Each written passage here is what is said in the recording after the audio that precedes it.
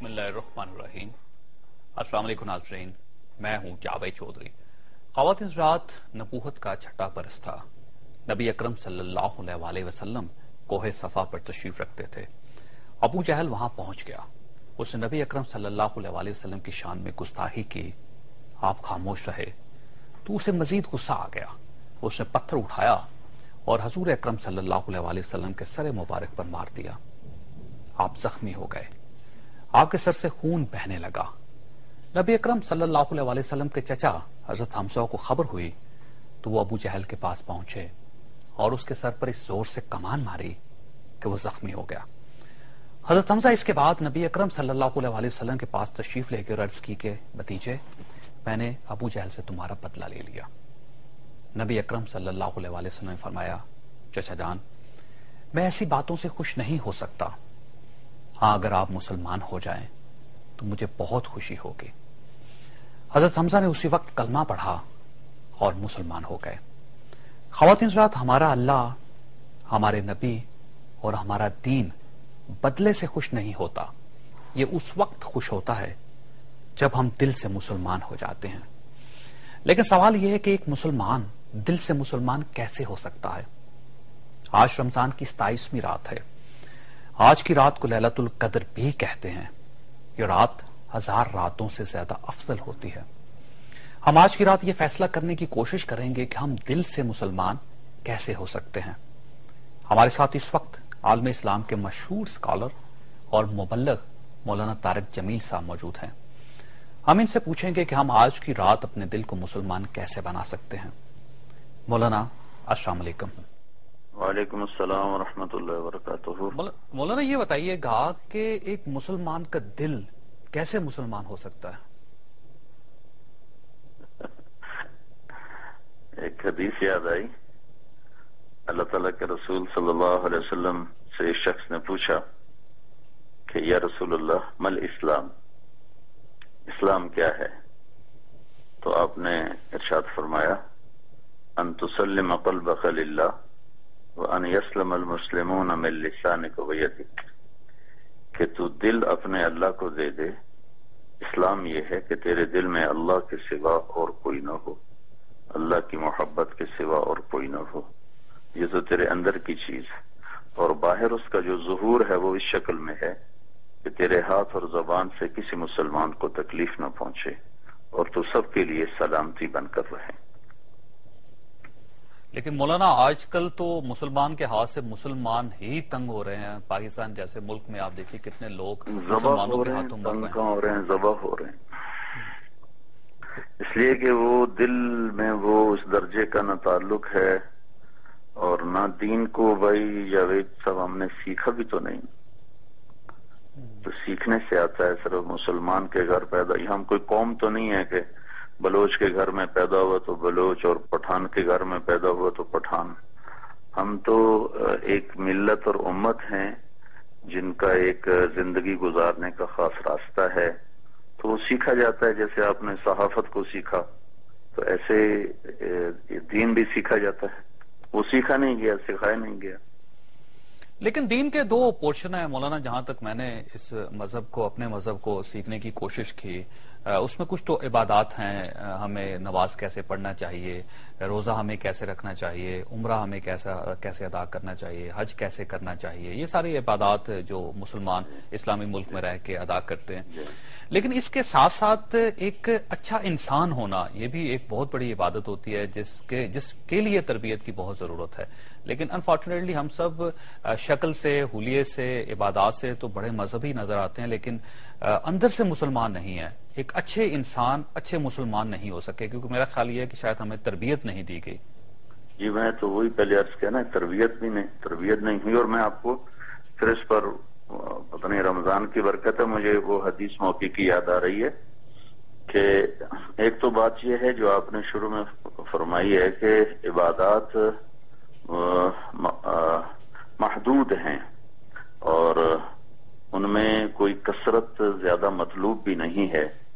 नमाजें सिर्फ 5 हैं, रोजे साल में 30 हैं, हज जिंदगी में 1 दफा है, ज़कात भी सिर्फ मालदारों पर है। तो इबादत عبادات تو اللہ تعالیٰ نے گن چن کے محدود بتائی ہیں، لیکن انسان کا جو انسان سے معاملہ ہے جس کو اخلاقیات کہتے ہیں وہ تو لامحدود سلسلہ ہے. اور 2 حدیثوں سے پتہ چلتا ہے کہ اسلام کی ابتدا اور بنیاد عبادت ہے اور اس کی انتہا وہ اچھے اخلاق ہے. کہ ایک حدیث میں آ کر ایک شخص نے پوچھا یا رسول اللہ مل اسلام، اسلام کیا ہے؟ تو آپ نے فرمایا کہ ان تشہد ان لا الہ الا اللہ وان محمد رسول اللہ وتقیم الصلاة وتؤتی الزکاة وتصوم رمضان وتحج البیت ان استطعت الیہ سبیلا، کہ کلمہ، نماز، روزہ، حج، زکوٰۃ یہ اسلام ہے. یہ شروع مدینے کا واقعہ ہے. پھر آخری حج کے موقع پر عمر بن عبسہ رضی اللہ تعالیٰ عنہ یہ سوال جبریل نے کیا جو میں نے پہلے بتایا تھا کہ دوسرے صحابی عمر بن عبسہ رضی اللہ عنہ انہوں نے اللہ کے رسول سے پوچھا یا رسول اللہ مل اسلام، اسلام کیا ہے؟ تو آپ نے فرمایا اطعام الطعام وطیب الکلام، کہ اسلام ہے میٹھا بول بولنا اور کھانا کھلانا. پھر اس کے ساتھ ایک اور حدیث جوڑیں. آپ ایک شخص نے پوچھا یا رسول اللہ اريد ان يكمل ایمانی، تو آپ نے فرمایا حسن خلقک یکمل ایمانک، تو اپنے اخلاق اچھے کر تیرا ایمان مکمل ہو جائے گا. پھر ایک اور حدیث ابھی یاد ہے، آپ نے فرمایا واللہ لا یؤمن واللہ لا یؤمن واللہ لا یؤمن، اللہ کی قسم ایمان والا نہیں، اللہ کی قسم ایمان والا نہیں، اللہ کی قسم ایمان والا نہیں. صحابہ پر تو ہیبت چھا گئی کہ 3 دفعہ قسم کھا کے آپ کہہ رہے ہیں کہ ایمان والا نہیں. تو انہوں نے پوچھا یا رسول اللہ من، کون یا رسول اللہ؟ تو آپ نے فرمایا من لا یأمن جارہ بوائقہ، جس سے پڑوسی ہر وقت تنگ ہوں وہ ایمان والا نہیں ہے. تو تکمیل ایمان اخلاق کے ساتھ ہے. عبادات تو محدود سی ہیں اور اخلاق لامحدود چیپٹر ہے. وہ اس میں وہ بالکل ہم صفر ہو چکے ہیں، نمازی بے نمازی تقریباً برابر ہیں اس میں. تو مسجدوں کے اندر لڑائی ہوتی ہے افطار کے دوران. آپ نے ملاحظہ کیا ہوگا پاکستان میں بہت ساری جگہوں پہ ایسا ہوتا ہے کہ افطار کے وقت مسجد کے اندر ایک روزے دار دوسرے روزے دار کو گریبان سے پکڑ کے کھڑا ہوتا ہے. یہی اس کی وجہ نا کہ اخلاقی گراوٹ بہت زیادہ ہے، بہت زیادہ ہے. اچھا حضور یہ بتائیے گا کہ روزہ ہے کیا اور اصل اس کا مقصد کیا ہے؟ صرف بھوکا رہنا اس کا مقصد ہے یا یہ ایک ایسا پیکیج ہے اللہ تعالیٰ کی طرف سے جس کو ساتھ نبھانا ضروری ہے بھوک کے ساتھ ساتھ؟ جی یہ تھوڑی سی میں روزے کے بارے میں چند ایک چیزیں وضاحت کر دوں کہ ایک تو اللہ نے شروع سے امتوں پر یہ روزہ رکھا ہے اور اس مہینے کا نام اللہ نے رمضان رکھا ہے. رمضان کا لفظ قرآن میں آتا ہے شہر رمضان، تو اس سے معلوم ہوا کہ عربوں کے نام رکھنے سے پہلے اللہ نے اس مہینے کا نام رکھ دیا تھا شہر رمضان. ٹھیک. رمضان کو عربی زبان میں رمضان جلنے کو کہتے ہیں، رمض یرمض جلنا. تو جلنے کا جو مفہوم اس روزے کے ساتھ رکھا گیا ہے وہ یہ ہے کہ جیسے آگ کی بٹی میں جو چیز ڈالیں وہ جل جاتی ہے. تو جب آدمی صحیح روزہ رکھتا ہے اپنی شرائط کے ساتھ جو اللہ کے حبیب صلی اللہ تعالی علیہ وسلم نے ارشاد فرمایا کہ جو من صان نفسہ فی شہر رمضان، جس نے رمضان کے مہینے میں اپنے نفس کی حفاظت کی پھر روزہ رکھا، تو اس سے جو اس کے ایک بھوک اور پیاس کی ایک حرارت پیدا ہوتی ہے تو اس میں اللہ تعالیٰ اس کے سارے سال کے گناہ ڈالتا جاتا ہے اور جلاتا جاتا ہے، ڈالتا جاتا ہے اور جلاتا جاتا ہے، یہاں تک کہ 29 کی رات اس کے ذمہ کوئی گناہ باقی نہیں رہتا اگر یہ رمضان کو صحیح طور پر گزارتا ہے.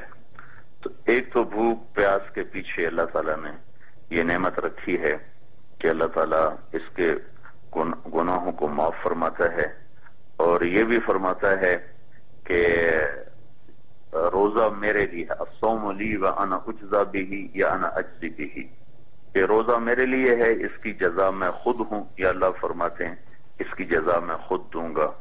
کہ یدع الطعام من اجلی ویدع الشراب من اجلی ویدع لذتہ من اجلی ویدع زوجتہ من اجلی، یہ ساری چیزیں اللہ گنواتا ہے کہ یہ اپنی بیوی کو چھوڑتا ہے میرے لیے، کھانے کو چھوڑتا ہے میرے لیے، پانی کو چھوڑتا ہے میرے لیے، لذت کو چھوڑتا ہے میرے لیے.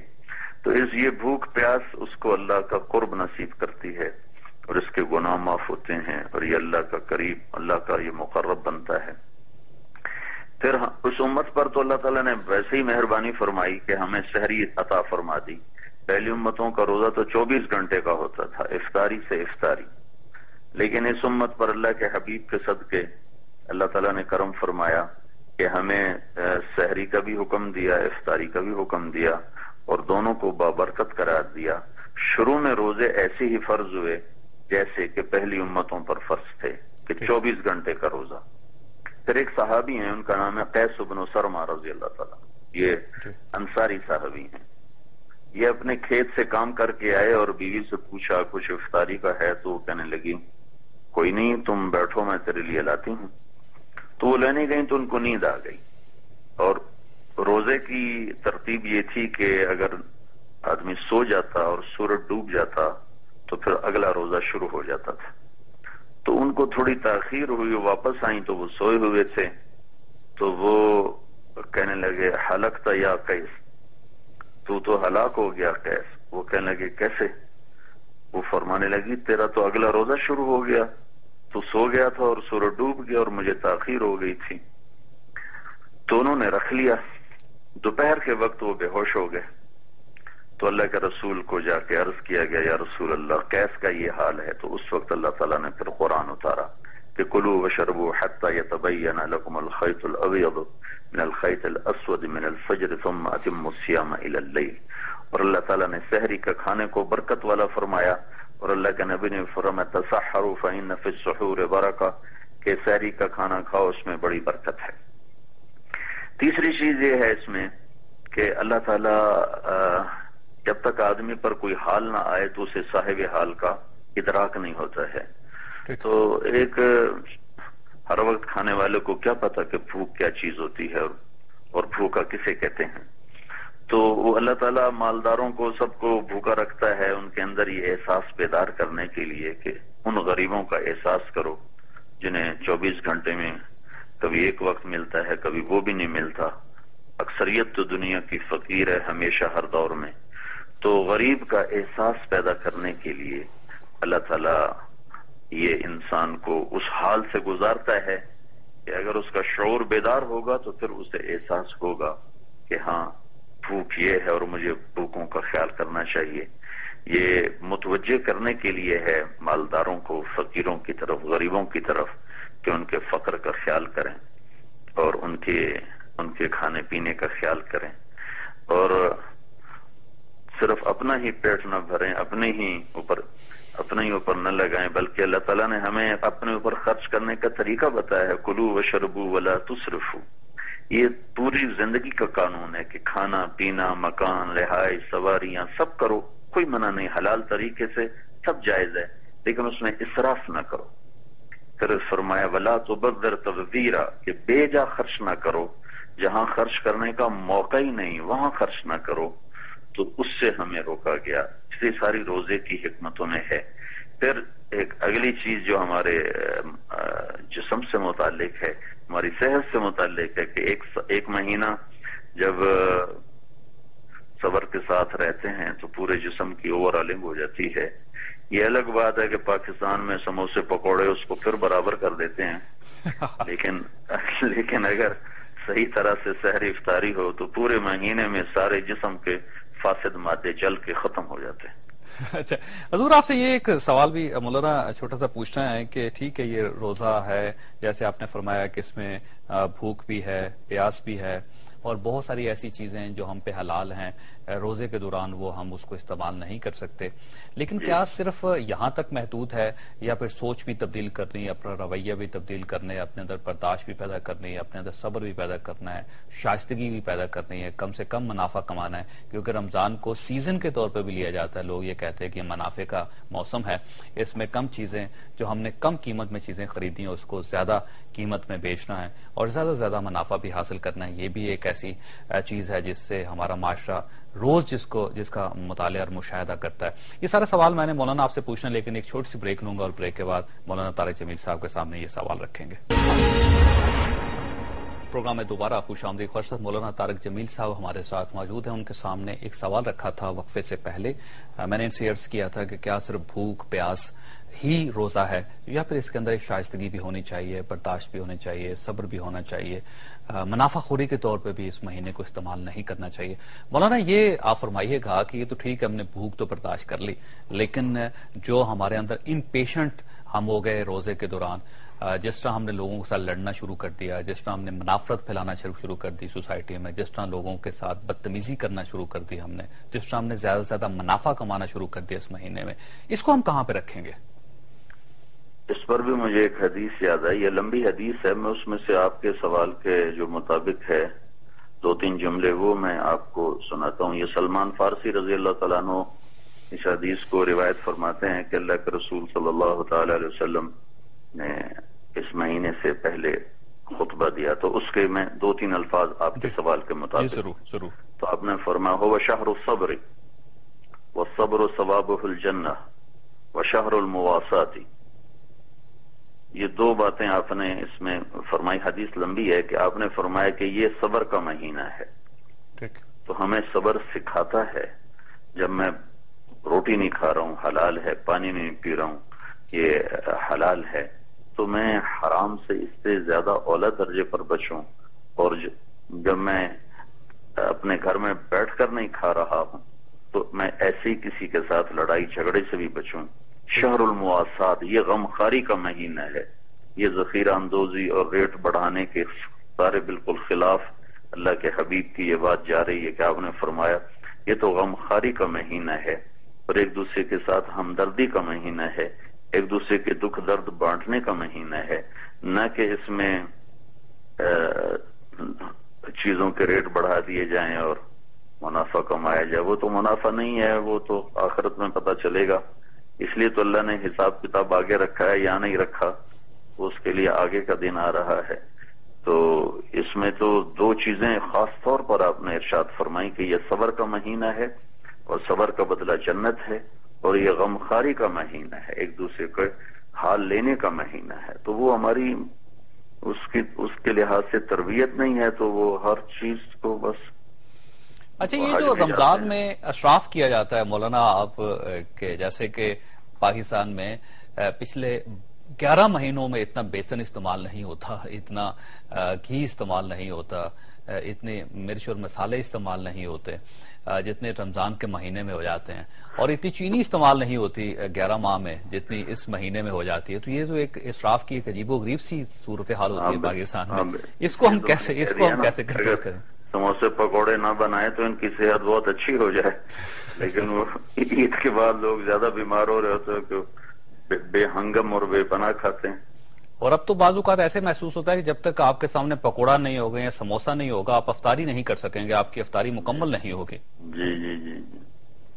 اور سب سے زیادہ مساجد کے اندر آپ نے دیکھا کہ بڑی بڑی افطار، وہاں پہ افطار ڈنرز ہوتے ہیں مسجد میں اور صفیں لگا دی جاتی ہے، اور سب سے زیادہ اسراف وہاں پہ ہوتا ہے پکوڑوں اور سموسوں کا، بلکہ بعض اوقات ایسے لگتا ہے جیسے ان کی بے حرمتی ہو رہی ہے۔ جی بالکل صحیح، بالکل صحیح، بالکل صحیح۔ اچھا مولانا یہ فرمائیے گا کہ آج کی رات تو بڑی امپورٹنٹ ہے اور اللہ تعالیٰ نے آج کی رات کو 1000 راتوں کے برابر قرار دیا ہے، تو آج کی رات کیا کرنا چاہیے ہمیں؟ کیسے ہم اللہ تعالیٰ کی بارگاہ میں حاضر ہوں؟ اس میں تھوڑی سی ایک وضاحت تو میں یہ کرنا چاہوں گا کہ اللہ تعالیٰ نے شب قدر کو یہ ان طاق راتوں میں ایک رات کو متعین کیا ہے، 27 کے ساتھ خاص نہیں ہے۔ 27 بھی ہو سکتی ہے، 29 بھی ہو سکتی ہے، 21 بھی ہو سکتی ہے، 23 بھی ہو سکتی ہے، 25 بھی ہو سکتی ہے۔ اور عجب بات یہ ہے کہ اللہ کے محبوب صلی اللہ علیہ وسلم کی مشہور حدیث ہے کہ آپ شب قدر متعین ہو کر اتری اور آپ بتانے کے لیے مسجد میں تشریف لائے تو کچھ لوگ آپس میں جھگڑ رہے تھے. تو اللہ کے نبی نے ارشاد فرمایا کہ مجھے شب قدر بتائی گئی تھی، لیکن تمہارے جھگڑے کو ناپسند فرما کے اللہ نے اس کی تعین کو اٹھا دیا. اب اسے ان 5 راتوں میں تلاش کرو، 21، 23، 25، 27، 29. اور علماء کی یعنی رائے اس میں بازے کی ہے کہ وہ 27 ہوتی ہے، لیکن جو جمہور علماء ہیں ان کے نزدیک یہ 5 راتوں میں سے کوئی ایک رات ہو سکتی ہے. ٹھیک. یہ اس کے شان نزول یہ ہے کہ ایک دفعہ آپ نے ارشاد فرمایا کہ بنو اسرائیل کے 4 مجاہدین تھے جنہوں نے 80 سال اللہ کے راستے میں جہاد کیا. ٹھیک. تو اس پر صحابہ غمگین ہوئے اور عرض کرنے کے یا رسول اللہ، ہماری تو عمر بھی 80 سال نہیں ہوتی، تو ہم تو ان کو نہیں پہنچ سکتے. تو ابھی وہ مجلس برخاست نہیں ہوئی تھی کہ اللہ تعالیٰ نے یہ سورت اتاری، انا انزلناہ فی لیلۃ القدر وما ادراک ما لیلۃ القدر لیلۃ القدر خیر من 1000 شہر، کہ ہم نے تمہیں عمر تو تھوڑی دی لیکن ایک رات تمہیں ایسی دے دیتے ہیں جو 1000 مہینوں سے بھی بہتر ہے. تو وہ 83 سال سے بھی اوپر چلا جاتا ہے. تو اس میں اللہ کے محبوب صلی اللہ تعالی علیہ وسلم کا ارشاد مبارک ہے کہ اس میں یہ جو شب قدر میں جو کھڑا ہوگا نماز کے لیے یا بیٹھے گا تلاوت کے لیے یا ذکر کے لیے یا دعا کے لیے، تو اللہ تعالیٰ اس کے پچھلے سارے گناہ معاف فرما دے گا. اور ایک لمبی حدیث ہے، اس کا میں آخری حصہ آپ کی خدمت میں عرض کرتا ہوں. ایک تو ہر رات رمضان کی اللہ کی طرف سے یہ اعلان ہوتا ہے، کوئی مانگنے والا ہو تو میں عطا کروں، کوئی توبہ کرنے والا ہو تو میں اس کی توبہ قبول کروں، کوئی بخشش کا چاہنے والا ہو تو میں اس کی بخشش کروں. کوئی ہے جو غنی کو قرضہ دے، جو غنی پورا دینے والا ہے اور جس غنی کے خزانوں میں کمی کوئی نہیں ہے، کوئی ہے جو اللہ کو قرضہ دے. تو یہ مہینہ تو اوروں پہ خرچ کرنے کا ہے، نہ کہ پیسے جوڑنے کا ہے. تو اللہ تبارک و تعالی ہر رات لاکھوں انسانوں کو جہنم کی آگ سے نجات عطا فرماتا ہے. اور جب لیلۃ القدر آتی ہے تو پھر اللہ تعالیٰ جبریل کو فرماتے ہیں کہ تم فرشتوں کو لے کر زمین پہ اتر جاؤ. تو وہ ایک جھنڈا لے کر آتے ہیں سبز رنگ کا، اسے وہ بیت اللہ کی اوپر گاڑ دیتے ہیں اور اپنے پروں کو پوری دنیا پر پھیلا دیتے ہیں. اور مشرق سے مغرب تک پوری دنیا جبریل کے پروں تلے ڈھانپ دی جاتی ہے. پھر جبریل ملائکہ سے فرماتے ہیں کہ تم جاؤ، ساری دنیا میں پھیل جاؤ. جو کھڑا ہوا ہے اللہ کو یاد کر رہا ہے، جو بیٹھا ہوا ہے اور اللہ کو یاد کر رہا ہے، جو نماز پڑھ رہا ہے، جو ذکر کر رہا ہے، جو تلاوت کر رہا ہے، جو دعا کر رہا ہے، اس کی دعا پر آمین کہو، اس کے ساتھ جا کے مصافحہ کرو. تو سارے فرشتے پوری دنیا میں پھیل جاتے ہیں. مولانا یہاں پہ وقفے کا وقت ہے، آپ کی قطع کلامی کر رہا ہوں، لیکن اس بات کو یہیں سے دوبارہ استوار کریں گے. واسطے ایک چھوٹی سی بریک کے بعد دوبارہ حاضر ہو رہے ہیں. پروگرام میں دوبارہ خوش آمدید. خواہشات مولانا طارق جمیل صاحب ہمارے ساتھ موجود ہیں. آپ ان کی گفتگو سن رہے تھے. مولانا وہیں سے سلسلے کو جوڑتے ہیں جہاں پہ یہ بات منقطع ہو گئی تھی. اور جو لوگ نصیب والے اس رات میں جاگ رہے ہوتے ہیں، کوئی ذکر میں ہے، کوئی تلاوت میں ہے، کوئی دعا میں ہے، کوئی نماز میں ہے، تو وہ ان کی دعاؤں پر آمین بھی کہتے ہیں اور ان سے مصافحہ بھی کرتے ہیں غیر محسوس طریقے سے. کہ جب صبح صادق ہوتی ہے اور سحری کا ٹائم ختم ہوتا ہے تو پھر جبریل فرماتے ہیں الرحیل الرحیل، چلو بھائی واپس چلو. تو پھر وہ کہتے ہیں یا جبریل ما صنع ربنا فی حوائج المؤمنین من امت محمد. تو وہ کہتے ہیں جبریل اللہ تعالیٰ نے کیا معاملہ کیا اللہ کے محبوب کی امت کے بارے میں؟ تو جبریل فرماتے ہیں نظر اللہ الیہم فی هذه اللیلۃ فعفى عنہم الا 4. تو وہ جبریل فرماتے ہیں کہ اللہ تعالیٰ نے سب پر نظر کرم فرمائی اور آج کی رات سب کو معاف کیا، لیکن 4 آدمیوں کی بخشش نہیں ہوئی. جی. تو صحابہ نے عرض کی یا رسول اللہ من ہم، یا رسول اللہ وہ کون ہیں جن کی آج کی رات بھی بخشش نہ ہو سکی؟ تو آپ نے فرمایا رجل مدمن خمر وعاق لوالدیہ وقاطع رحم ومشاحن. آپ نے ارشاد فرمایا ایک شراب پینے والا جو شراب کا عادی ہو، وہ آج کی رات اس کا معاملہ مؤخر کر دیا گیا ہے، اس کی بخشش نہیں ہوئی ہے. اب کتنے ہیں جو ہمارے بھائی غفلت کی وجہ سے اس کام میں مبتلا ہیں، تو وہ اس قدر وہ کتنی بڑی محرومی ہے ان بھائیوں کی. کاش میرے بس میں ہوتا تو میں سب کے پاؤں پکڑ کے ان سے توبہ کرواتا. تو وہ شب قدر میں بھی نہیں بخشے جاتے. دوسرا ہے عاق لوالدیہ، ماں باپ کو دکھ دینے والا، ماں باپ کا نافرمان اور ماں باپ کے لیے تکلیف کا باعث بننے والا، اس کی بھی بخشش نہیں ہوتی. اس سے بھی ہمارا پاکستان بھرا پڑا ہے. یہ تو اللہ کے نبی سے پوچھا گیا یا رسول اللہ قیامت کب آئے گی؟ تو آپ نے فرمایا یہ تو اللہ ہی کو پتہ ہے کب آئے گی. تو انہوں نے عرض کی یا رسول اللہ کوئی نشانی بتا دیں. تو آپ نے ارشاد فرمایا جب ماؤں کو ذلیل کیا جائے گا تو قیامت آ جائے گی. تو میں تو پورا ملک پھرتا ہوں تبلیغ کے سلسلے میں، دنیا بھی پھری ہے، گھر گھر میں ماؤں کو بے عزت ہوتے دیکھا ہے. کوئی لاکھوں کروڑوں میں چند بچے ہوتے ہیں جن کی وجہ سے ماں باپ کی آنکھیں ٹھنڈی ہوتی ہیں، ورنہ آج کل کی اولاد تو وہ ناسور ہے. تیسرا فرمایا قاطع رحم، جو رشتہ داروں سے قطع تعلق کرتا ہو اور ان کے ساتھ بدسلوکی کرتا ہو.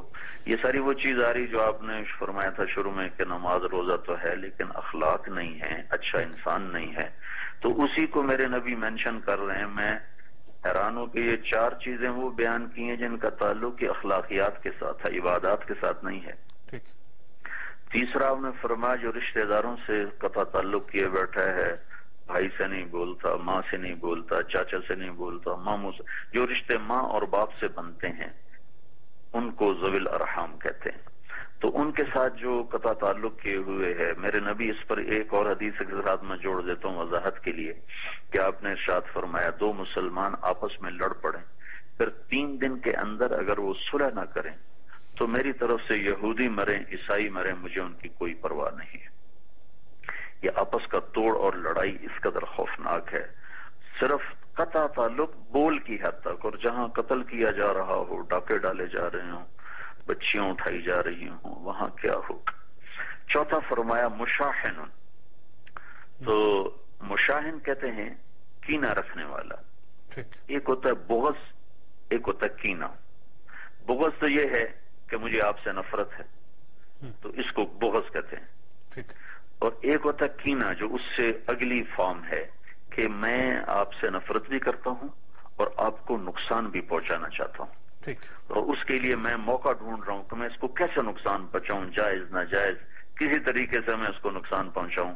تو اس کیفیت کے ساتھ جو دل ہوتا ہے اس دل کو کینے والا دل کہتے ہیں، اور اس شخص کو مشاحن عربی میں کہتے ہیں. تو آپ نے اس شب قدر میں بھی آپ نے ارشاد فرمایا کہ 4 آدمی نہیں بخشے جاتے. میں دوبارہ دہرا دیتا ہوں، شاید میرا کوئی بھائی سنے اور اللہ پاک اس کو اپنی طرف رجوع نصیب فرما دے، آپ کے واسطے سے میری بات میرے بہن بھائیوں تک پہنچ جائے. ایک شراب پینے والا، ایک ماں باپ کا نافرمان، ایک رشتہ داروں سے قطع تعلق کرنے والا، لڑنے والا، اور ایک دل میں کینہ رکھنے والا، کسی کو نقصان پہنچانے والا. یہ اس رات بھی نہیں بخشا جاتا. باقی سب کو اللہ تعالیٰ معاف فرما دیتے ہیں. اور اس رات کا ایک اور نام بھی ہے، اس کو لیلۃ الجائزہ، عید کی رات کو لیلۃ الجائزہ کہتے ہیں. جب عید کی رات آتی ہے تو اللہ تعالیٰ پوچھتے ہیں میرے بندوں نے جنہوں نے مزدوری کی، رات کو قیام کیا، دن میں روزہ رکھا، تو ان کو ساتھ کیا کرنا چاہیے؟ تو فرشتے کہتے ہیں یا اللہ ان کو معاف فرما دے. تو اللہ تعالیٰ فرماتے ہیں تم گواہ رہو، میں نے سب کو معاف فرما دیا. ماشاء اللہ. اچھا مولانا یہ بتائیے گا یہ جو لیلۃ القدر ہوتی ہے اس کی نشانی کیا ہوتی ہے؟ کس رات کو کون سے ایسے آثار ہوں گے اس رات کو جب ہم دیکھیں گے تو ہمیں محسوس ہوگا کہ واقعی ہم نے لیلۃ القدر پا لی؟ کوئی حتمی چیز تو اس میں ہے نہیں. علماء نے اتنا کچھ چند باتیں فرمائی ہیں کہ اس رات میں نہ گرمی ہوگی نہ سردی ہوگی، کھلا آسمان ہوگا، اور اس رات شیاطین کو بھی مارا نہیں جائے گا. وہ شیاطین اوپر جاتے ہیں نا تو ان کو مار پڑتی ہے، تو اس شیاطین کو نہیں مارا جائے گا. صبح جو سورج طلوع ہوگا تو اس کی شعاع میں تمازت نہیں ہوگی. لیکن یہ کیسی چیزیں ہیں حتمی تو اللہ کے سوا کوئی نہیں جانتا. لہذا ہمیں محسوس نہیں ہو سکے گا کہ کون سی رات تھی جو ہم نے پا لی اور وہ کون سی رات تھی جو ہم نہیں پا سکے. اچھا مولانا یہ بتائیے گا، جی 5 راتیں ہیں، 5 راتیں جاگ لے تو ایک یقیناً ہے. مولانا آپ کو دوبارہ ڈسٹرب کر رہا ہوں، ایک چھوٹی سی بریک ہے اور بریک کے بعد اس سلسلے کو یہیں سے دوبارہ جوڑیں گے. ایک چھوٹی سی بریک اور بریک کے بعد دوبارہ حاضر ہو رہے ہیں. پروگرام میں دوبارہ خوش آمدید. خواصات مولانا طارق جمیل صاحب ہمارے ساتھ موجود ہیں، ان کی گفتگو جاری تھی. مولانا آپ سے ایک چھوٹا سا سوال یہ ہے کہ جس قسم کے پاکستان کے حالات ہیں، ہم معاشی طور پہ بدحال ہو رہے ہیں، اخلاقی طور پر ہم گراوٹ کا شکار ہیں، باہر جو ہمارے دشمن ہیں وہ ان کا غلبہ تیزی سے بڑھتا چلا جا رہا ہے، ہم آپس میں منافرت کا شکار بھی ہیں، اور جس قسم کی صورتحال پورے ملک میں آپ کو دکھائی دیتی ہے، اس کے بعد ہم کیا کریں ایسا کہ جس سے ہم اللہ تعالیٰ کو راضی کر لیں اور ہمارے مسائل ختم ہو جائیں یا کم ہو جائیں؟ کیا کرنا چاہیے ہمیں؟ بس میں تو آپ کے ذریعے یہ درخواست کرنا چاہوں گا کہ ہم سب مل کر اجتماعی طور پر اللہ کی بارگاہ میں توبہ کریں کہ آج ہی کی رات یہ ملک ہمیں ملا تھا. جی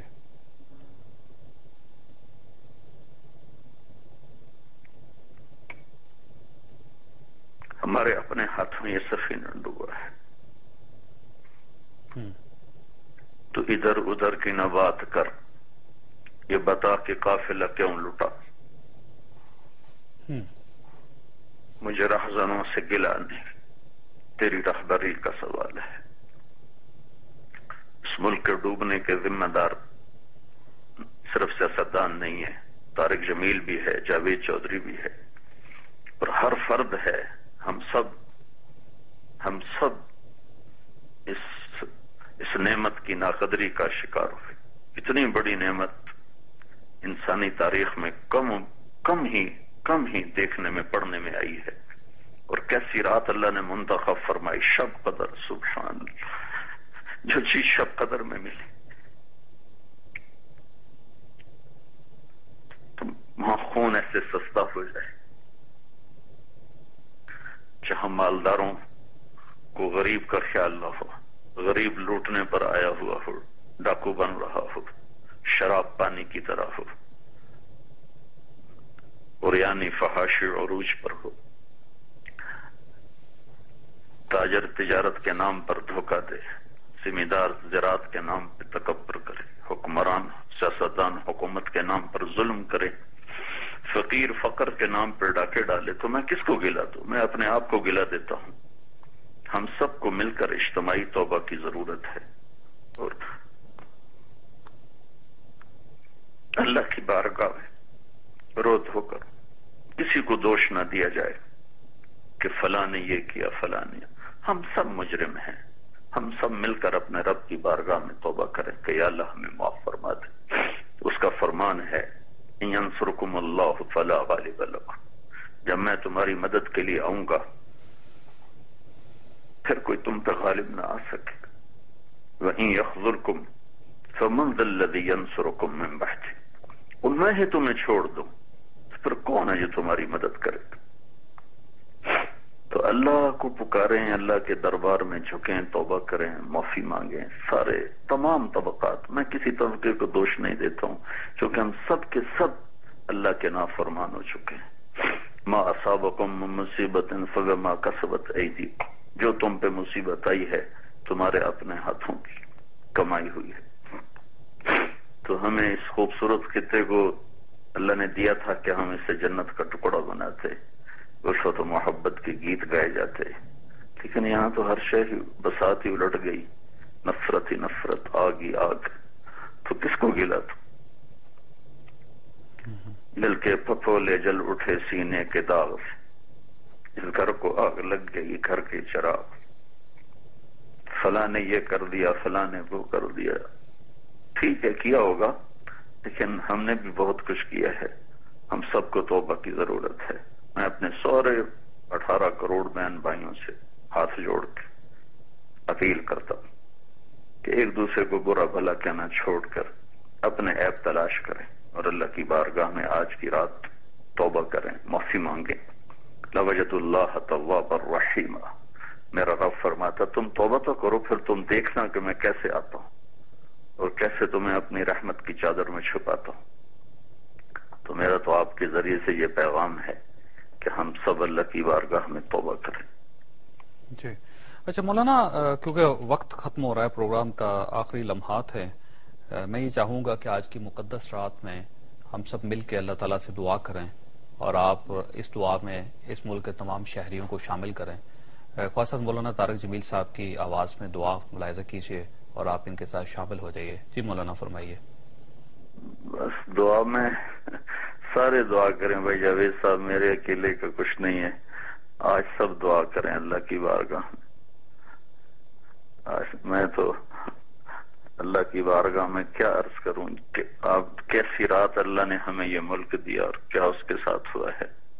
اللہم لک الحمد کما انت اہلہ فصلی علی محمد کما انت اہلہ وفعل بنا ما انت اہلہ انک اہل التقوی و اہل المغفرہ۔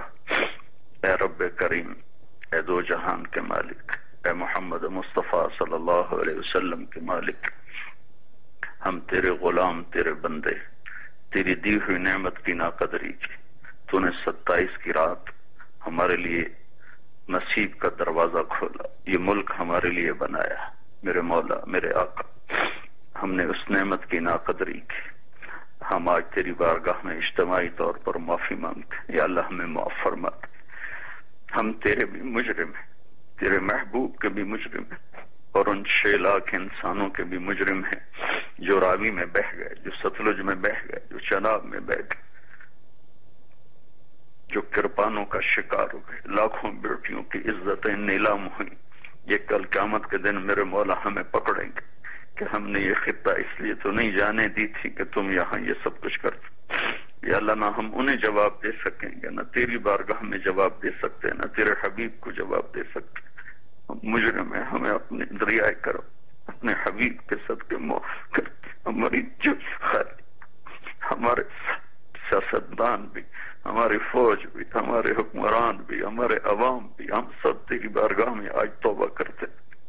میں سب کی طرف سے یا اللہ توبہ کرتا، یا اللہ تو ہماری توبہ قبول فرما، ہم سے راضی ہو جا، یا اللہ ہم سے راضی ہو جا، ہماری مدد فرما۔ اے میرے مالک، ساری دنیا کا باطل ہمیں تانے دیتا ہے، تمہارا اللہ کی طرف بلاؤ۔ یا اللہ ہم تجھے بلاتے ہیں میرے مولا، تو آج اپنی رحمتوں کے ساتھ، اپنے لشکروں کے ساتھ، اپنی مدد کے ساتھ میرے مالک ان مظلوموں کی فریادوں پر یا اللہ اپنی رحمت کے در کھول دے، اور اپنے نیک مندوں کے طفیل اپنے غضب کے دروازے بند کر دے، اور اس ملک پر، اس کے عوام پر، سب پر رحم فرما، سب کو توبہ کی توفیق عطا فرما۔ اور کل قیامت کے دن جب تیری بارگاہ میں پیشی ہو تو ہمیں ناکامی سے بچا، شرمندگی سے بچا۔ تیرے حبیب کا سامنا ہے، ہمیں شرمندگی سے بچا۔ ان 6 لاکھ انسانوں کا سامنا جو راوی بیاس ستلج میں بہ گئے، ہمیں شرمندگی سے بچا، ہمیں بیداری کی توفیق، ہمیں صحیح مسلمان بنا دے، صحیح انسان بنا دے، اپنا بنا لے، اپنے حبیب کا بنا دے، ہماری دنیا بھی بنا دے، ہماری اخرى بھی بنا دے۔ ربنا تقبل منا، یا اے میرے کریم، ہمارے پاس کچھ نہیں، ہم لٹے ہوئے مسافر، ہم لٹے ہوئے مسافر۔ بچہ پٹ پٹا کے ماں کو آ کر کہتا ہے اماں میرے ساتھ یہ ہوا، میرے ساتھ یہ۔ میرے مولا، ہم بھی لٹے پٹے تیری بارگاہ میں عرض کرتے ہیں، ہم مٹ چکے ہیں، مٹ رہے ہیں، ہمیں معاف کر دے، تو ہماری مدد فرما، مدد فرما، مدد فرما۔ وصلی اللہ تعالی علی النبی الکریم۔ مولانا آپ کا بہت بہت شکریہ۔ خواہشہ آپ نے مولانا طارق جمیل صاحب کی گفتگو سنی، اور آخر میں اتنا ہی کہہ سکتا ہوں کہ مولانا طارق جمیل صاحب کی دعا کے صدقے اللہ تعالی ہم پر رحم کرے۔ اللہ حافظ۔